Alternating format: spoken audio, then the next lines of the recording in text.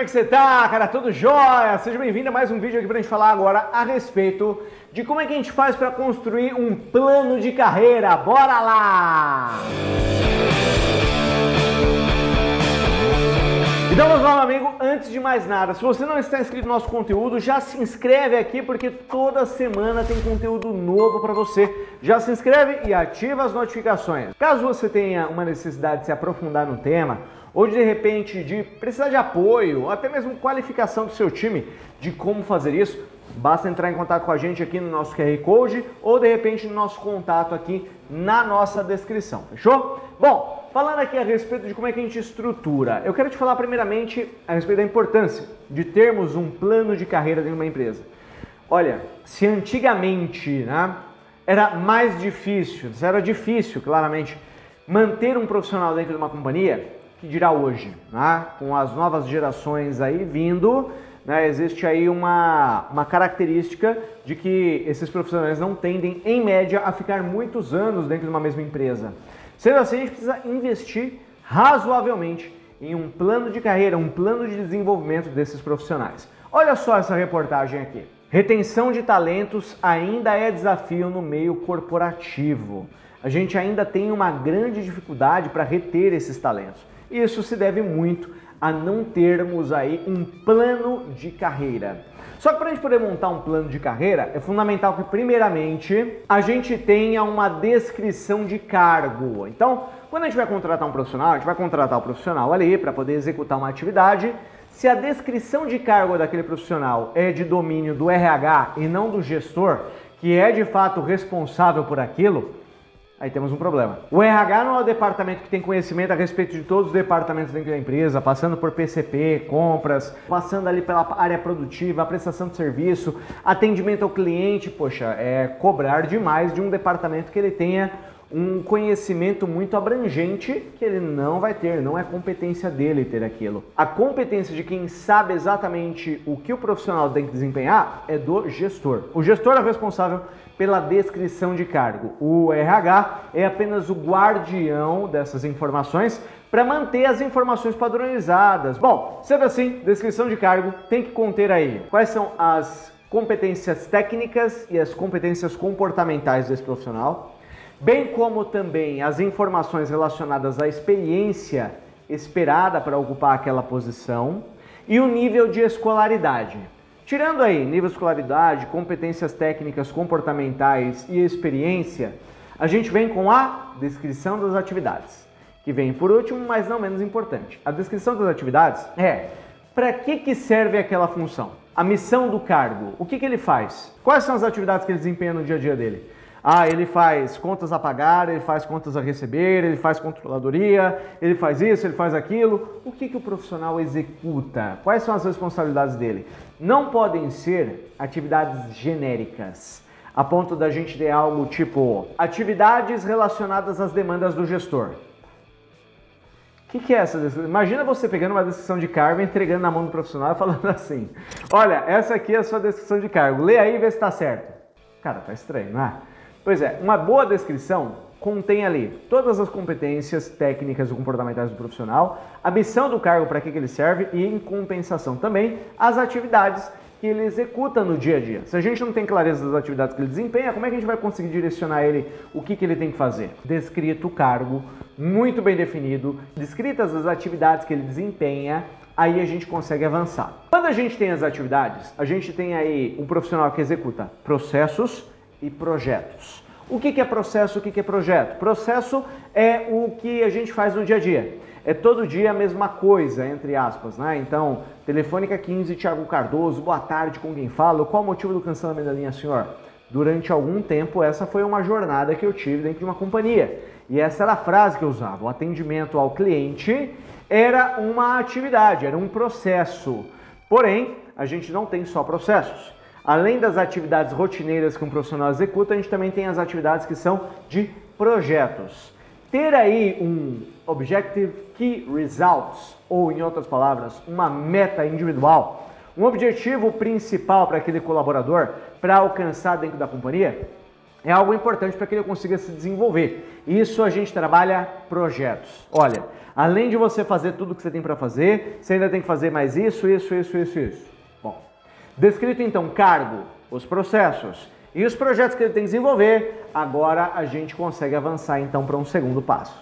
O nosso segundo passo é avaliar aquele profissional, que basta fazer aí uma avaliação de competências técnicas e comportamentais. Então eu vou ver, tecnicamente, não pode ser algo da boca para fora. Bom, tudo que eu peço ele faz. Não, né? Tem que ter um indicador, tem que ter algo que monitora o desempenho daquele profissional. Contra dados e fatos não há argumentos. Olha, esse profissional, com pessoas, ele é muito difícil, ele é muito ruim, mas inegavelmente ele atinge os resultados. E a gente tem que ter um indicador para monitorar. Isso pode ser volume, pode ser prazo, pode ser o que for, mas precisamos de um indicador para que essa avaliação do profissional não seja algo enviesado, não tenha um viés de relacionamento. O outro aspecto aí é competências comportamentais. A gente tem as técnicas, a gente tem comportamental. Ele pode entregar muito resultado, mas se ele não é uma pessoa de bom trato, ele tem ali relações com os outros colaboradores que as pessoas não gostam daquela pessoa, ela executa atividades que deixam outras pessoas insatisfeitas. Então o relacionamento não é bom, ele atravessa, ele atropela as pessoas para entregar os resultados, aí não é bom. Eu preciso ter as duas coisas. A partir daí, a gente então tem uma classificação. Nosso terceiro passo, a classificação de profissionais. Eu gosto muito de uma estrutura que foi atribuída a sua criação ao Jack Welch, que foi diretor, ou melhor, executivo principal da GE durante muito tempo, na General Electric. Ele falava a respeito do 20-70-10. Então era uma pirâmide onde você tinha 20% das pessoas entregam resultados muito bons, que são superiores à grande maioria. E as pessoas eu tenho que qualificar, valorizar de uma forma diferente. 70% é o feijão com arroz, né? Faz o que tem que fazer. E os outros 10%, né, que é aquele pessoal que a gente precisa... Não precisa bater na galera, mas precisa aí de um plano de desenvolvimento individual. São as pessoas que não entregam o resultado, que não fazem acontecer, né? Que não têm potencial de entrega. Então vamos conversar com essas pessoas para entender, primeiramente, se elas têm intenção de evoluir. Se houver intenção, ótimo, aí fica mais fácil o trabalho. Se não há intenção de evoluir, aí a gente promove para o projeto, eu chamo de Projeto Paraná.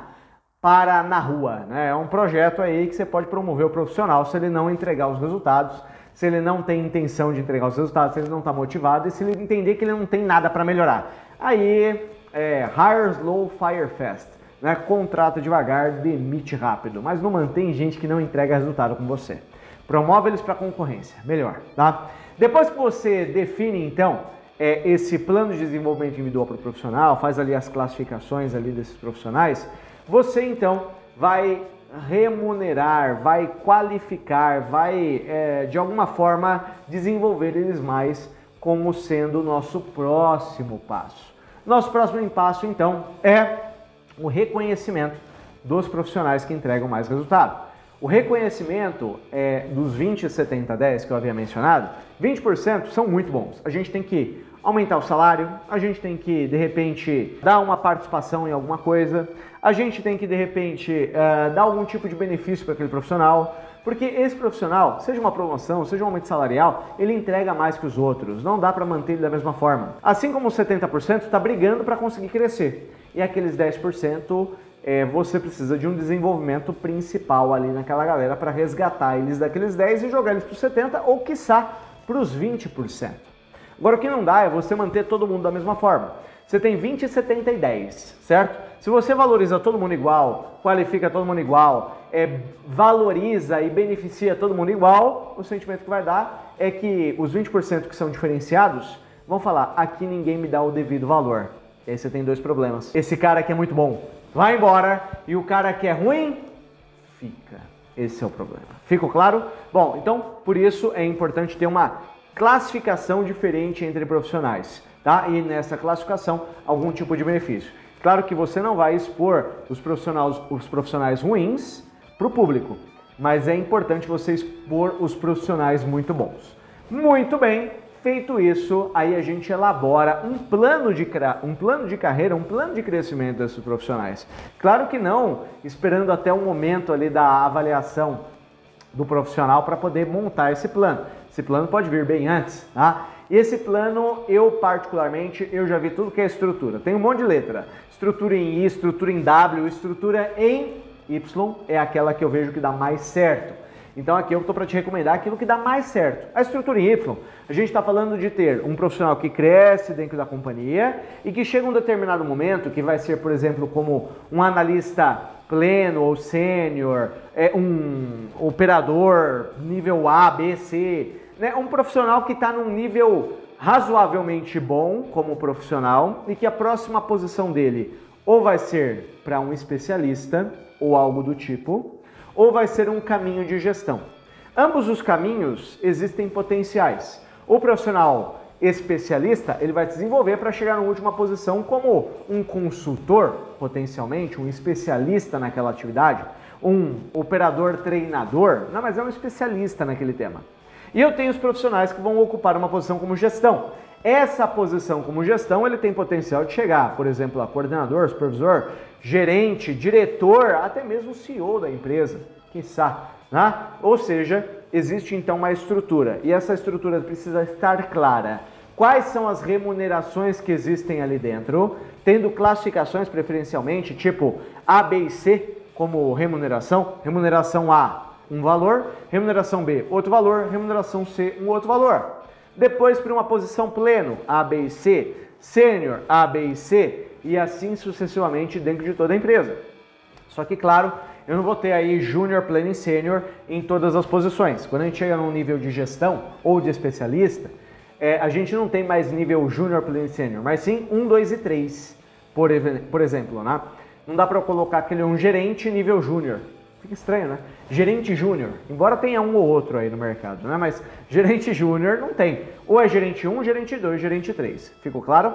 Vai estruturar isso, vai determinar remunerações e principalmente vai estabelecer quais são as competências técnicas, quais são as competências comportamentais de cada uma dessas posições, quais são as atividades, em outras palavras, a descrição de cargo e potencialmente, à medida que aquele profissional estiver apto para aquela posição, não significa que ele está automaticamente promovido. Deve haver a disponibilidade da vaga, deve haver a necessidade da posição e havendo ambas as coisas, ele estando apto, ele pode participar de um recrutamento interno. Mas lembrando que, independentemente de qualquer coisa, você precisa reconhecer, remunerar os profissionais que fazem parte dos 20%, porque se a gente não faz isso, a gente não evolui. Estruturado tudo isso, construído tudo isso, a gente vai montar então um guia, passo a passo, como é que funciona esse modelo. Então a gente tem aqui, ó, essas são as estruturas, essas são aqui as faixas de remuneração, sem listar ali os valores, as competências técnicas e comportamentais de cada posição que está acima daquele profissional e difundir isso dentro da companhia. Deixando claro que, se ele estiver apto para a posição, ele pode participar de um recrutamento interno quando aquela posição estiver vaga ou quando a gente abrir uma nova posição como aquela. Ficou claro? Construindo isso, você consegue construir um plano aqui de crescimento da companhia. Como não é diferente nos demais vídeos, eu deixei um material aqui para você como uma sugestão de estruturação aqui de remuneração para que você possa montar aí o seu plano de carreira para uma estrutura em Y. Espero que te ajude. Basta clicar aqui na descrição desse conteúdo que tem ali o link para download. Se você quiser se aperfeiçoar mais nesse tema e outros temas relacionados à gestão, liderança e condução de projetos para geração de resultados dentro de uma companhia, basta entrar em contato com a gente aqui nesse QR Code ou dentro da descrição desse conteúdo, ou ainda, se você precisa de uma consultoria ou de repente um treinamento em company, vai ser um prazer poder te apoiar, seja através de mim, seja através da minha equipe, basta entrar em contato no mesmo link que a gente vai entender suas necessidades para poder te apoiar nesse crescimento. Combinado, meu amigo, minha amiga? Espero que você tenha gostado do conteúdo. Se não está inscrito, já se inscreve, porque toda semana tem conteúdo novo para você e a gente se vê em próximos vídeos. Grandíssimo abraço e até lá! Tchau, tchau!